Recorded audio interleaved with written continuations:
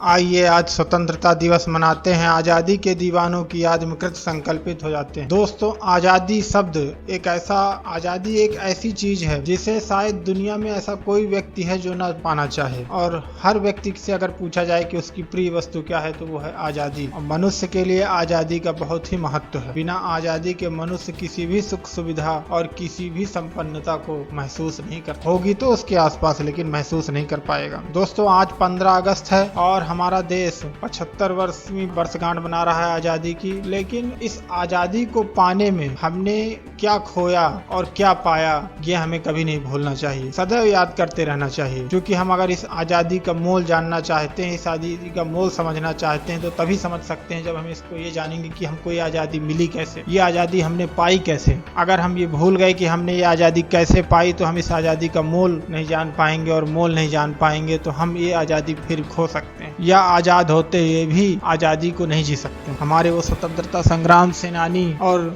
देश के वो वीर सपूत जिन्होंने अपनी जान की बाजी लगा ली केवल इसलिए कि हम और आप खुली सांस ले सकें, हमें उनके लिए कुछ नहीं करना है। वो लोग कर गए जो हमारे लिए करना था, केवल वो जो हमारे लिए कर गए हैं उसे हमें याद रखना है, और जिस लिए कर गए हैं उसको हमें नहीं भुलाना है। वो काम हमें करना है जो हमारे जिम्मे जो काम छोड़ के गए हैं, हमको जो आजादी सौंप के गए हैं, उसको हमें सुरक्षित रखना है। केवल इतना काम है हमारा। दोस्तों, आजादी इतनी आसान नहीं थी। वो मंगल पांडे का विद्रोह, एक सैनिक जिसको क्या जरूरत थी कि वो हमारे लिए या आने वाली पीढ़ियों के लिए स्वयं फांसी में चढ़ जाए, आराम की जिंदगी जी सकता था वो भी, लेकिन उसने दूसरा रास्ता चुना। और हमारे लिए सन 57 में वो पहला क्रांतिकारी था जो फांसी पर चढ़ा। सुभद्रा कुमारी चौहान जी की ये कविता कि बुंदेले हर बोलो के मुंह, हमने सुनी कहानी थी, खूब लड़ी मर्दानी वो तो झांसी वाली रानी थी, चमक उठी सन 57 में वो तलवार पुरानी थी, खूब लड़ी मर्दानी वो तो झांसी वाली रानी थी। वो महिला जो राजवंश से थी, राज महाराजाओं वाली सुविधा थी उसके पास, लेकिन मात्र 30 साल की उम्र में, 31 साल की उम्र में उसने देश के आने वाली पीढ़ी के लिए अंग्रेजों से लड़ा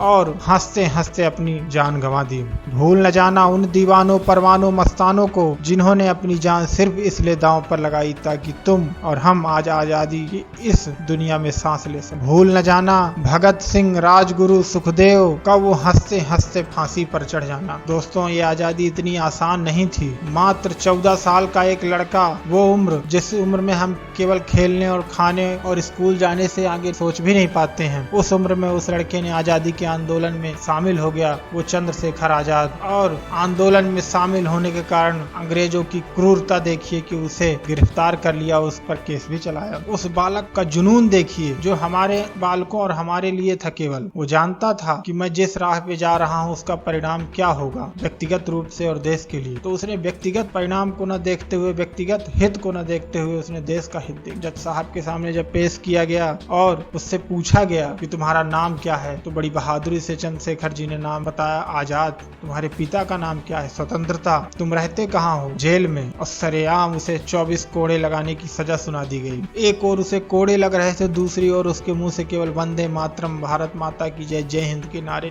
निकल रहे। ऐसे महान लोग जिनकी वजह से आज हम इस स्वतंत्र भारत में जी रहे हैं। ये आजादी इतनी आसान नहीं थी दोस्तों। इसके लिए अनगिनत देश के जवानों, माताओं, बहनों ने बलिदान दिए हैं। दोस्तों, बाल गंगाधर तिलक का मात्र वो शब्द, मात्र एक जिद जिसने पूरे देश को जिद्दी बना दिया। आजादी पाने के लिए एक जिद और जज्बा पैदा कर दिया देश। उन्होंने कहा, स्वराज मेरा जन्म सिद्ध अधिकार है और मैं इसे लेकर रहूंगा। 63 वर्ष की उम्र में नौजवानों से भी ज्यादा जज्बा रखने वाले लाला लाजपत राय, जिन्होंने साइमन कमीशन का विरोध करते हुए अंग्रेजों की लाठियों से घायल होकर अपनी जान गंवा दी। एक तरफ अंग्रेज उन्हें लाठी मार रहे थे, उनके मुंह से केवल एक शब्द निकल रहा था कि मेरे शरीर पर लगी एक एक लाठी अंग्रेजी हुकूमत के ताबूत में कील का काम करेगी। बच्चा हो, नौजवान हो, बूढ़ा हो, हर वो देशवासी केवल देश के भविष्य देने, देश के आने वाली पीढ़ियों की आजादी के लिए लड़ा, तब जाकर हम आजादी के इस मुकाम तक। आजादी के इन्हीं दीवानों के कारण आज हम स्वतंत्रता की इस बेला पर आकर पहुंचे हैं। इसलिए हमें इसका मोल समझना चाहिए और इस आजादी का सदुपयोग करना चाहिए, और देश की उन्नति, अपनी उन्नति, समाज की उन्नति में अपने एक एक पल को लगाना चाहिए, एक एक क्षण को लगाना चाहिए, और पूरे विश्व में बता देना चाहिए कि ये देश प्रतिभा, जज्बा और जुनून से भरा हुआ है, जो कुछ भी कर सकता है, कुछ भी पा सकता है। जय हिंद, वंदे मातरम। दोस्तों आप देख रहे थे the inspiring story in Hindi और मैं हूं रवि कुमार तिवारी। दोस्तों ऐसे ही बेहतरीन जोश हाई रखने वाले वीडियो अगर आप देखना चाहते हैं तो कमेंट करके ज़रूर बताएं और लाइक और शेयर करें। साथ ही चैनल को सब्सक्राइब भी करते जाइए ताकि मैं ऐसे ही शानदार वीडियो आपको लाता रहूं और सबसे पहले नोटिफिकेशन में आपको पता चले। धन्यवाद दोस्तों।